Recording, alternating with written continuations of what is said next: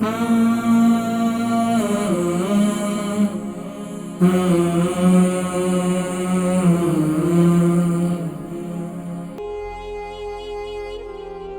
اور بہن بتا رہی تھی کہ بیک میں جو ہے مسل پول ہو جاتا ہے اور ماتھے میں بھی جو ہے وہ سوجن، ماتھے میں بھی تکلیف ہوتی ہے۔ السلام علیکم۔ وعلیکم السلام بھائی جان، میں ایسی بولتی ہے کہ باک کی وہ نس آتی ہے نہیں، وہ مسل وہ پھول ہو جاتا ہے، تو میں آپ کی بات نہیں سمجھا، کیا کہا آپ نے؟ وہ باک ہے نہیں، باک پیچھے،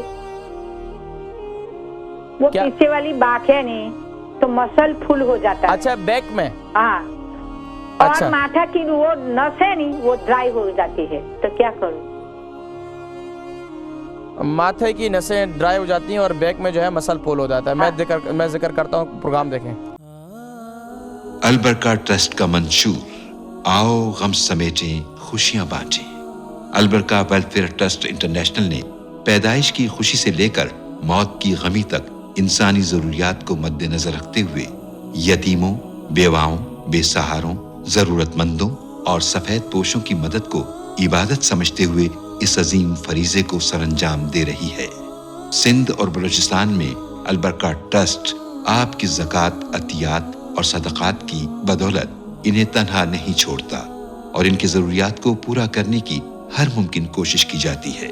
ماہانہ ڈور ٹو ڈور فوڈ پیکس کی فراہمی کے ساتھ ساتھ رمضان المبارک میں ہزاروں مستحقین کے لیے اسپیشل فوڈ پیکس سحر و افطار کا اہتمام کیا جاتا ہے۔ آپ بھی اپنی زکوٰۃ البرکہ ٹرسٹ کو دیجیے۔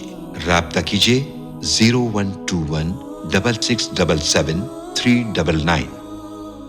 ایک اور بہن بتا رہی تھی کہ بیک میں جو ہے مسل پول ہو جاتا ہے اور ماتھے میں بھی جو ہے وہ سوجن، ماتھے میں بھی تکلیف ہوتی ہے۔ اب دیکھیں جی،